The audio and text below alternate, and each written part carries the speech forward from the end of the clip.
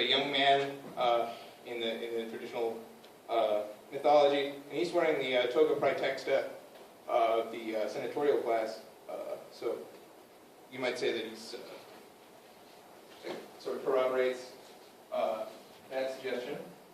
And I have another depiction of, here's a slave, slave him away. He's not wearing a toga, that'd be ridiculous. He's got his, looks like a loincloth or something.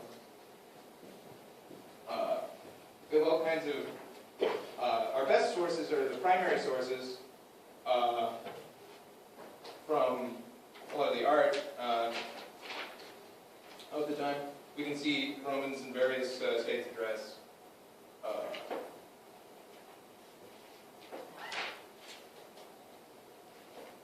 Here's a portrait of a patrician carrying portrait busts of his ancestors. He's got full regalia. Here's another one. Aulus Metellus, the orator. Anyway, we have all these sculptures and paintings and various forms of art that we can use as primary sources for what the Romans wore, but also literary sources for things like, what colors were they, which they'll get into in a bit. All right. I'm going to really quickly do a speed demonstration of wrapping togas. So, in these sources and everything, we found that, basically from looking at statues, we get most of the description, but we get a little bit from literary sources as well. In the early Republic, the togas were really simple. Of course, they were bigger than this, but really, they come over your left shoulder, around, and the simplest way is just throw it over your arm like this. And you weren't supposed to use any stitching or clasp or belt on your toga. So it really had to hold itself in place. And wool would kind of stick to itself a little better than other materials, so you had that advantage. But like Sam was saying, they're written, I guess earlier as well, they're not very practical garments. They're just really hot.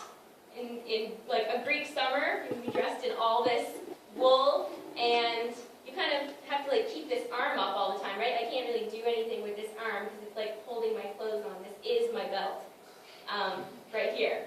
Another sort of way that they wore it was kind of in this sling position, like this, which is just even less mobility, right?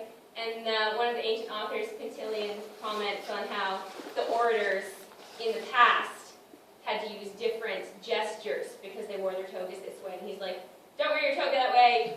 You need to make big gestures in order to make your point. There are actually writings on different uses of the toga and rhetoric. Two interesting things about the toga. This fold in front of the arm is called the sinus, and this is called the umbo, where you can keep fresh figs from the enemy or your books or something. Makes like a pocket. It's pretty cool. So the toga was the Roman official garb, even though they kind of towards the end of the Republic became unpopular, and they had to make it a rule that you have to wear your toga to come to the assemblies and that kind of thing, because people weren't wearing them as often. But the people who were wearing them were, of course, people doing the priests in religious ceremonies and the rulers.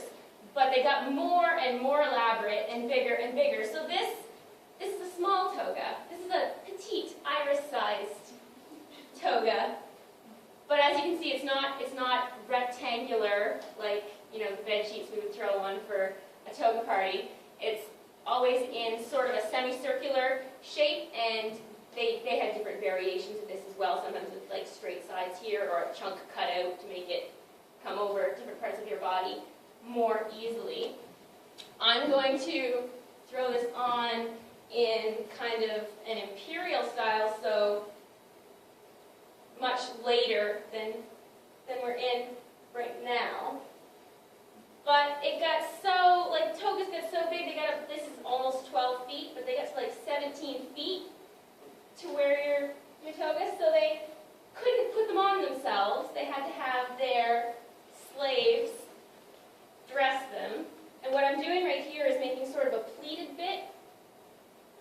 And these came into fashion so much so that they would put their togas in a press overnight, like we would think ironing in pleats, right?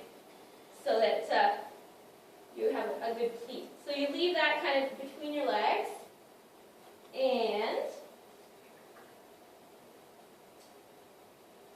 since I don't have a slave, but I feel like this is as awkward as, like, as I'm making it look, this is how awkward it actually would be to try and put your toga on in the morning, and then to have to try and keep it on and look distinguished, right? Because these were fancy people wearing their togas. So you bring it around front and over your shoulder just like I did before. And like Sam was saying, this part here, you would arrange very carefully, and the authors go on and on about how you have to get your Fold this pleats. part over. And I'm then not quite done. Put your hand in. Anyway, so this is the sinus, and then this part I left a little bit long because we're going to make out of it the umbo Sam was talking about. And if you had a larger toga, as you're supposed to, this part would be full all the way down to my feet. And then this part would look a little better. But they did. They used it as a pocket, as a purse, a little merce, I suppose. Because by the time this toga was in style, women were no longer allowed to wear togas. Women were only allowed to wear togas until about the 2nd century BC. And after that, women who wore togas were prostitutes. So a girl would never actually wear this style of draping. Another thing, if you were acting as a priest, you would pull up your toga over your head and make like a little hood out of it. Yeah, you would just stuff the umbo back down, and that would give you the extra length to pull it over your head if you needed to.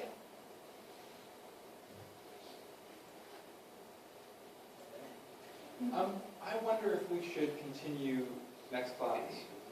Is that okay with you guys? Do we have, how many more groups, like subgroups? do we have?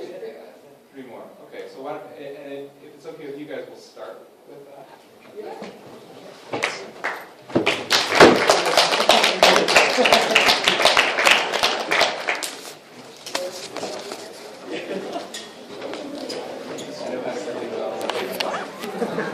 Don't give me several days.